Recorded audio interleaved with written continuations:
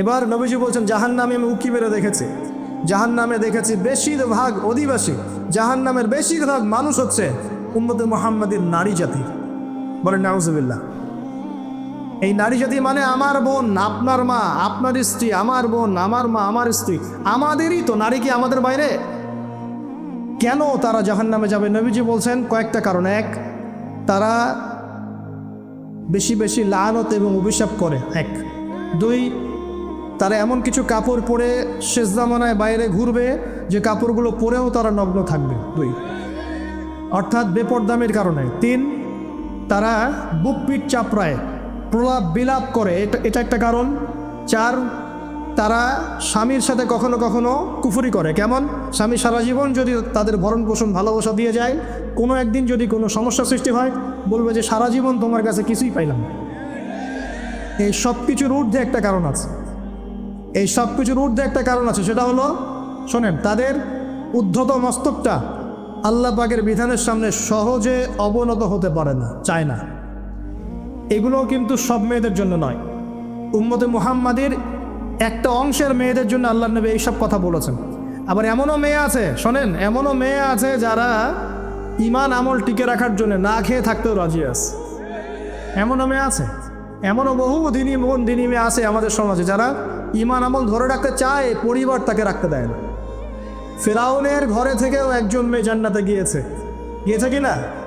গিয়েছে। অতএব আমরাও যে দুধে দেওয়া তুলসী পাতা এমন নই, আমাদের মধ্যে বহু খারাপই আছে। কিন্তু নবীজি এখানে স্পেশালি বলেছেন যে শেষ জামানার মেয়েরা, নিসাউন কাসিয়াতুন আরিয়া, যারা কাপড় পরে নগ্ন থাকবে, মহিলাতুন মামিলাত, যারা অন্যকে আকৃষ্ট করবে, অন্যের দিকে আকৃষ্ট হবে, এরা জান্নাতে যাবে না, জান্নাতের গন্ধও পাবে না। নবীজি বলেছেন আমি জাহান্নামে দেখেছি বেশিরভাগ নারী জাতি। এখানে আমার মা, আমার বোন, আপনার মা, আপনার বোনের সতর্ক হওয়ার কি হেদায়েত আছে কি নাই? আর এই মেয়েদেরকে চালাই কি আমরা না অন্য কেউ? আমরাই তো আমাদের পরিবারকে চালাই কি না? আমরাই তো খাওয়াই পড়ে নাকি? তাহলে আমাদের পরিবারের বোনেরা কি পর্দা করতে পারবে না? প্রতিষ্ঠা করতে পারবেন না? পরিবারের আমাদের মায়েরা, বোনেরা, স্ত্রীরা পর্দা করবে না? এই দায়িত্ব আমাদের না? পরিবারের কর্তা আমরা নই? আল্লাহকে আমাদেরকে জিজ্ঞাসা করবেন না? অতএব আমরাও যেন সতর্ক হয়ে যায়, আল্লাহ পাক তৌফিক দান। এই জন্য বলি, বিয়ে করতে হলে আগে দিনদারিতা দেখবেন, তারপর বিয়ে করুন। দুনিয়াদারিতা দেখে বিয়ে করলে পরে পস্তাবেন। ছেলে মেয়ে উভয়ের প্রতি একই নসিহত, বিয়ে করতে যদি হয়, বিয়ে যদি করতেই হয়, তাহলে দিনদারিতা দেখে বিয়ে করুন।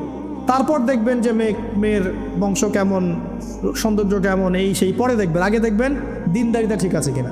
ছেলের ক্ষেত্রে একই বিধান, আগে দেখতে যান না কত বড় চাকরি করে, কত প্রপার্টিজ আছে, কত বড় বাড়ি, এগুলো পরে দেখবেন। আগে দেখবেন ছেলে নামাজ পড়ে কিনা, ছেলের মধ্যে সুন্নত আছে কিনা, এইগুলো আগে দেখবেন।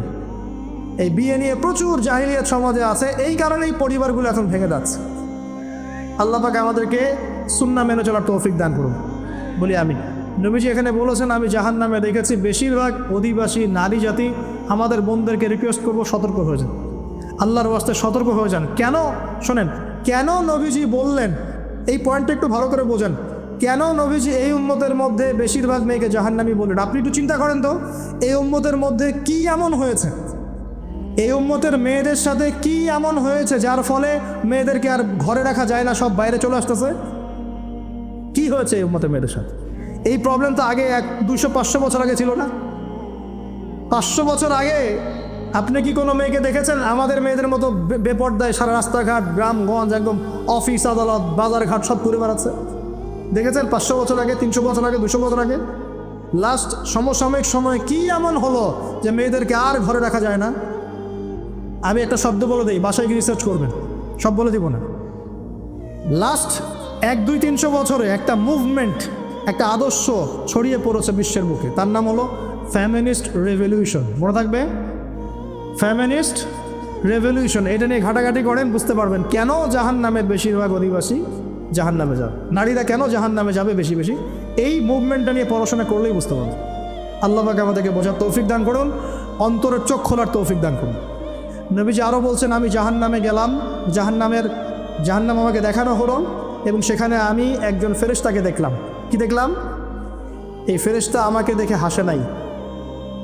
সবাই মনোযোগ দেন, মেরাজের রাতের সবাই নবী সাল্লাল্লাহু আলাইহি ওয়াসাল্লামের সাথে হাসি মুখে সাক্ষাৎ করেছেন এই ফেরেশতা বাদ দিয়ে। নবীজি বললেন জিবরাইল আলাইহিস সালামকে, সে এত গম্ভীর কেন, তার চেহারা হাসি নাই কেন? জিবরাইল আলাইহিস সালাম বলছেন, যখন থেকে আল্লাহ পাক তাকে জাহান্নামের দায়িত্ব দিয়েছেন, যেদিন থেকে আল্লাহ পাক এই ফেরেশতাকে জাহান্নামের দায়িত্ব দিয়েছেন, ওই দিন থেকে তার চেহারার হাসি চলে গেছে। আর কিছু বলতে হবে? কেন হাসি চলে গেল? খুশিতে? জাহান্নামে আল্লাহ পাকের আযাব এবং এই আযাবের দায়িত্ব পালন করতে গিয়ে তার চেহারা থেকে হাসি চলে গেছে। নাউযুবিল্লাহ। নবীজি জানালেন তার নাম হচ্ছে মালিক। কি নাম? মালিক। আমরা দোয়া করি আমরা যেন তার সাক্ষাৎ না পাই, আমরা দোয়া করি আমরা যেন তার সাক্ষাৎ না পাই। আমিন। এবার নবী সাল্লাল্লাহু আলাইহি ওয়াসাল্লাম আসছেন, আসার সময় সুঘ্রাণ পাচ্ছেন। সুঘ্রাণ। ও একটা কথা বলি নাই, জান্নাতে তিনি যখন দেখলেন, সেখানে দেখলেন যে এখানে বেশিরভাগ অধিবেশী হচ্ছে এই উম্মতের গরিব মানুষরা। এই উম্মতে কারা? গরিব মানুষ, টাকা পয়সা কম, এত হিসাব কিতাব নাই, তো 5 ওয়াক্ত নামাজ পড়ে, রোজা রাখে, সাধ্যমতো দান সদকা করে, সত্য কথা বলে, জান্নাতে চলে যাবেন ইনশাআল্লাহ। গরিবদের 500 বছর আগে, কত বছর আগে? তার মানে এই উম্মতের যদি কেউ গরিব হয়ে থাকি আমরা, কষ্টের কিছু আছে? ইনশাল্লাহ কষ্টের কিছু নাই। তারপর নবীজি আসছেন, তিনি বলছেন যে আমি একটা মিষ্টি জান্নাতি সুঘ্রাণ পেলাম। আমি জিজ্ঞাসা করলাম এটা কোত্থেকে আসছে? তখন জিবরাইল আলাইহিস সালাম বললেন, এই ঘ্রাণ আসছে ফেরাউনের মেয়ের চুল আঁচড়ে দিত একজন দাসী। হঠাৎ একদিন চিরুনি পড়ে গেল হাত থেকে, সে বিসমিল্লাহ বলে চিরুনি উঠিয়েছে, আর দাসী শুনে নিয়েছে বিসমিল্লাহ মানে? বিসমিল্লাহ মানে কি? আল্লাহর নামে মানে কি? তোমার কি ফেরাউন আমার বাবা ছাড়া আরও কোনো ইলাহা আছে নাকি? তখন সেই মহিলা বলেছিল, হ্যাঁ, আমি এক আল্লাহর ইবাদত করি। ফেরাউনেরও রব হচ্ছে আমার আল্লাহ। এই অপরাধে তাকে ফেরাউন বড় আগুনের কুণ্ডলি খুঁড়ে তাকে ওখানে নামিয়ে দিয়েছিল, এবং তার 3টা কি 4টা বাচ্চা ছিল। এই সব বাচ্চাগুলোকে তার চোখের সামনে পুড়িয়ে মেরেছে। শেষে একটা বাচ্চা ছিল, কোলের বাচ্চা। এই বাচ্চাকে নিয়ে সে লাফ দিবে, তাকে বাধ্য করা হচ্ছে। সে তো নিজে মরতে রাজি, কিন্তু বাচ্চাটা মায়া লাগবে না, সে বাচ্চাকে নিয়ে লাফ দিতে চাচ্ছে না। তখন আল্লাহ পাক ওই বাচ্চার জবানে আল্লাহর কুদরত, আল্লাহর মুজিজা চালু করে দিলেন। ওই বাচ্চা কথা বলা শুরু করল। ওই বাচ্চা বলল, হে আম্মা ইসবিরি ইয়া উম্মা, হে আমার মা সবর করো। ফাইন্না মাউইদুনাল জান্নাহ, আমাদের জন্য আল্লাহ পাক জান্নাত লিখেছেন। আলহামদুলিল্লাহ। লাভ দিয়ে জান্নাত। ওই যে ফেরাউনের স্ত্রী বলা ঠিক না এখানে, ফেরাউনের ওই দাসী যে চুল আশ্রয় দিত, আসিয়া, যার নাম বলা হয় কোনো কোনো জায়গায় আসিয়া, এবং তার সন্তানদেরকে যেখানে দাফন করা হয়েছে ওখান থেকে জান্নাতের ঘ্রাণ আসছে। কে পেলেন এই ঘ্রাণ? রাসূলুল্লাহ সাল্লাল্লাহু আলাইহি ওয়াসাল্লাম। এবার তিনি চলে আসছেন, এসে কাবাঘরের হাতিমে আবার এসে সেখানে আসলেন। এখানে বিমর্ষ মুখে বসে আছে। কেন মন খারাপ? যে আমি যদি এই ঘটনা যদি কালকে এখন সকালে সবাইকে বলা শুরু করি, সবাই তো আমাকে এখন কি বলবে? মিথ্যাবাদী। এমনিই তো মিথ্যাবাদী বলছে, এখন এই ঘটনা আবার বিশ্বাস করবে কিনা? এখন সকালবেলা আবু জাহেল আসছে, আয়েশা বলছে যে কি নতুন কিছু ঘটনা ঘটছে নাকি, নতুন কোনো ঘটনা আছে নাকি? চিৎকারি করলো আর কি। রাসূল সাল্লাল্লাহু আলাইহি ওয়াসাল্লাম বলছেন, আমি গতকালকে আকসায় গিয়েছিলাম। এখন আবু জাহেল বলছে, ও আচ্ছা, চমৎকার, আকসায় গিয়েছিলেন, তাই নাকি? আর কি করেছো? তো যে আমি এই ঘটনা ঘটেছে আমার সাথে। তখন সবাইকে সে ঢোল পিটায় নিয়ে আসো, আরে আসো আসো, মুহাম্মদ কি বলে শোনো, দেখো কি বলো। তো পাগল হয়ে গেছে নাউযুবিল্লাহ। বলছে আকসায় গিয়েছিল, বলো তো আকসায় কি কি আছে?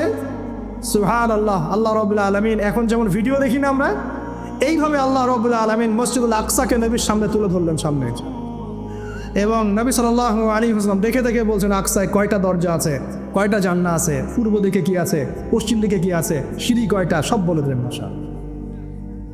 এরপর আবু বকর সিদ্দিকের সামনে একজন কাফের গিয়ে বলছে, জানো মুহাম্মদ কি বলেছে? মুহাম্মদ এই কথা বলেছে। আবু বকর সিদ্দিক তখন বলছেন যে আমি তো এর চাইতেও কঠিন কথা বিশ্বাস করি। আমি তো বিশ্বাস করি যে নবী সাল্লাল্লাহু আলাইহি ওয়াসাল্লামের কাছে আসমান থেকে আল্লাহর ওহী আসে, আর মেরাজের রাতটার এমন কি, আমি তো বিশ্বাস করি আল্লাহ তার সাথে কথা বলেন, আল্লাহ পাকে কথা তার কাছে আসে, আল্লাহর কালাম তার কাছে আসে। ওই দিন থেকে নবী সাল্লাল্লাহু আলাইহি ওয়াসাল্লামের এই সাহাবীর নাম হয়ে গেল আবু বকর সিদ্দিক।